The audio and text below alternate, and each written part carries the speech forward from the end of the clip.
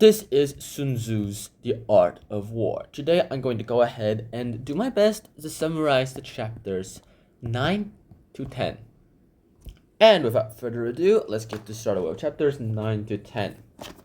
Here, this is The Art of War. It's the essential translation of the classic book and life. It is the essential part of any knowledge ever needed and anything that you will ever need for the rest of your life.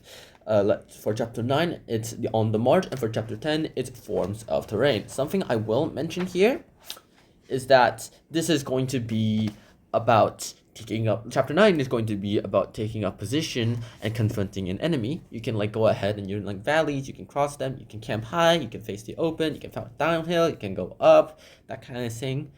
But there are different types of terrains. You have to be able to march your enemy, even if they don't really want to march.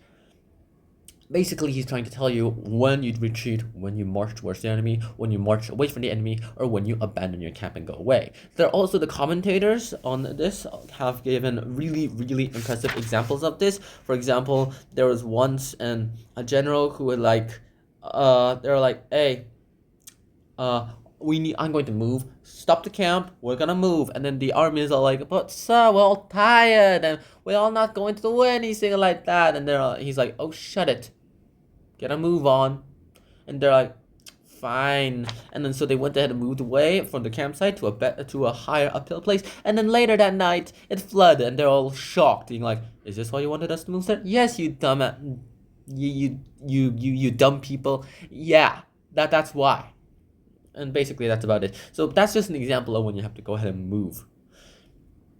And he also goes ahead and tells you how to move to get into a strategic position. Like if you want to battle your enemy, do not go next to the river, because once you march towards the river, one side is blocked and you cannot cross unless you plan on bringing a bunch of rafts with you. But then remember, your enemy should also probably have a bunch of rafts with you. He also goes ahead and mentions the advantage of a high ground, which all of us understand the nuisances of. We all understand the advantages of a high ground. We all understand how they work. And then, of course, we have to go ahead and do a way much more stuff than that. What else am I supposed to do here? Pretty much nothing else. All you have to do is observe your enemy, march towards their positions, march away from their positions, figure out where the heck they are, figure out how they go ahead and do their work, and so on. He even goes ahead and mentions something like keep the deaf in the front and keep the life in the rear. Basically, what he's trying to tell you is that in an army, when you go ahead and realize that, hey, the deaf, the worthless troops, the ones that you could need to go ahead and you can sacrifice, put those in front. The ones that you need to truly attack after the enemy is exhausted, you need to keep them in the back. There are actually pretty good examples of this, like Hannibal versus Scipio. This is Hannibal. This is Scipio.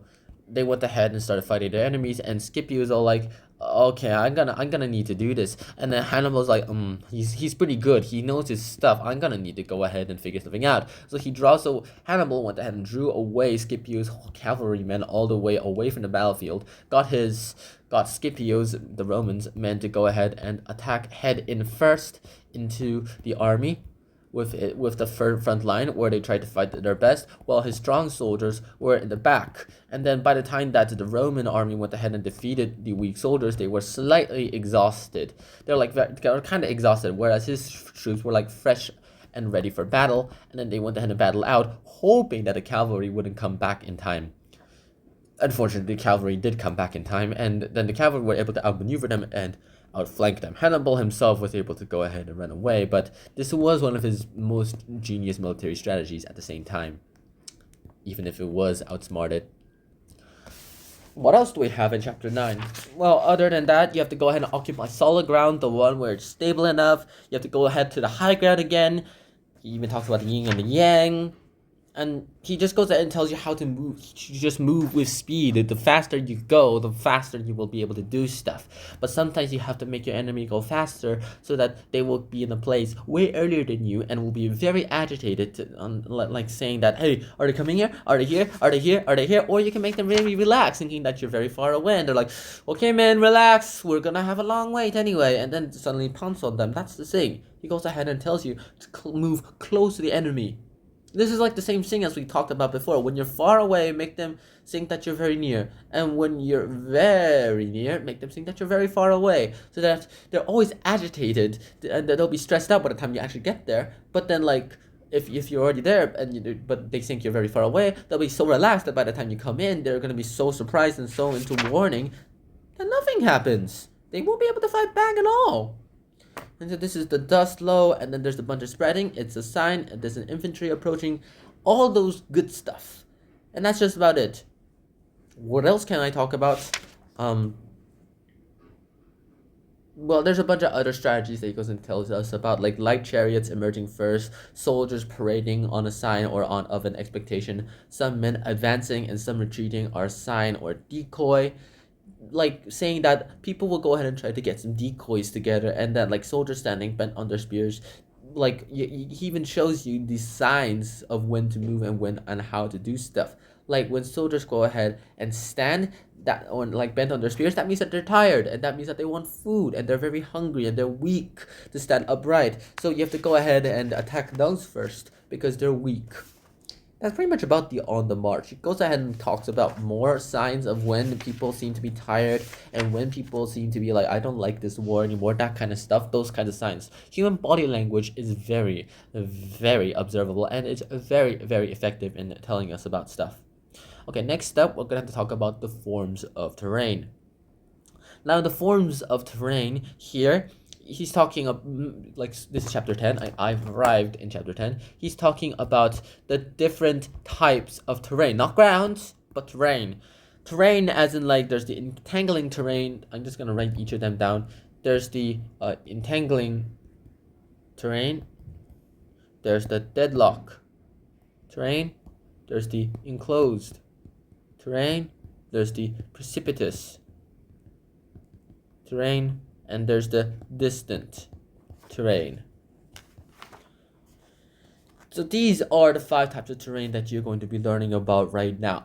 Like here, when you go ahead and get into, I also forgot to mention the accessible terrain. These are the 6 types of terrain that you need to talk about. Accessible terrain, it means that all sides, all the enemies, they can go ahead and go in and they go out much more freely. Like whoever goes ahead and occupies the high ground, they're the one who will win, and that's why it's accessible. You need to be accessible in there, and it has to be accessible from every possible point. Intangible terrain is like you can go ahead and advance in that terrain, like it's possible to advance into there, but like if the enemy is unprepared, you have to go ahead and go out and defeat him. But like if he is prepared and then your move goes ahead and you're not prepared at all, it'll be very, very hard to retreat. This is the one where like if you have to go in and you have to win, and if you fail, you lose everything. It's that kind of thing. It entangles you into it and makes you hope that you win.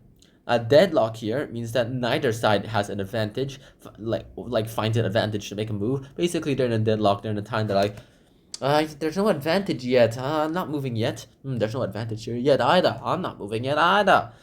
And yeah, it's like in deadlock terrain that you have to go ahead and do nothing in that terrain. Like, they're just trying to create advantages when there are none available. Next up, there is the enclosed terrain. Now, in the enclosed terrain, you have to go ahead and occupy them first, and you must block it first. And that's the thing, if you enclose it, you have to enclose the enemy inside the terrain so that they're trapped in there. It's like 3 sides of only 1 entrance, and that 1 entrance is blocked by you. If you think it's enclosed terrain, but then you realize that there are other places to access it, then you've mistakenly judged into the terrain too. Now, precipitous terrain is the kind of thing where, like, okay, if we get there first, we have to go to the high ground, and you have to wait for the enemy. But if you go ahead and have the enemy that occupies the precipitous terrain first, you must not go there, because they're on the high ground. But you must go ahead and start retreating immediately. Nobody can win with someone on the high ground. And next up, we have the distant terrain, where, like, all the strengths are matched, and it's very hard to provoke battle, and engagement will not be advantageous at all. It's like a deadlock terrain, but that's about it. But it's a much more evolved evolution version of it, where like distant, everyone is equal. Nobody has a chance of moving without losing something and gaining something in the meantime too. It's like a ultimate version of deadlock, as I mentioned earlier.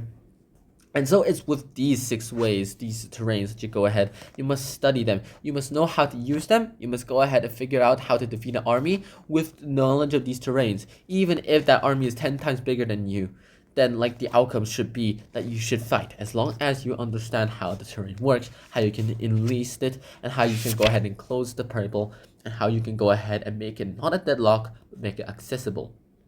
And most likely not entangling.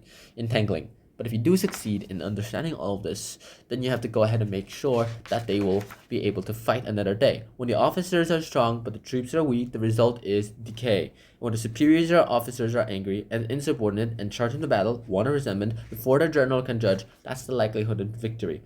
Basically, the army itself is the core vital part of the industry. Whatever you do with your army, whatever you do with your work, that is what's going to happen. That is what you're going to need to do. Anyone who knows all this will be able to practice battle and be able to win all these battles too. Basically, you know your 6 forms of terrain and you know the rest of the book, you'll be doing just fine. That's the terrain, and that's chapter 10. That's about chapter 10. One more thing I want to mention is that Sun-TZU himself believes that all these warriors, the wise warrior, the general, that kind of thing, they will understand these terrains. When he moves, he is never confused. He's doing it to plan for a strategy ahead of time. Whether that strategy will be foiled will depend on the next few chapters. And so that's it. That's the summary of chapter 9 to 10. I hope you guys enjoyed this episode of Hanshin John. I hope to see you guys soon. Until next time, Shihano, peace. Bye bye.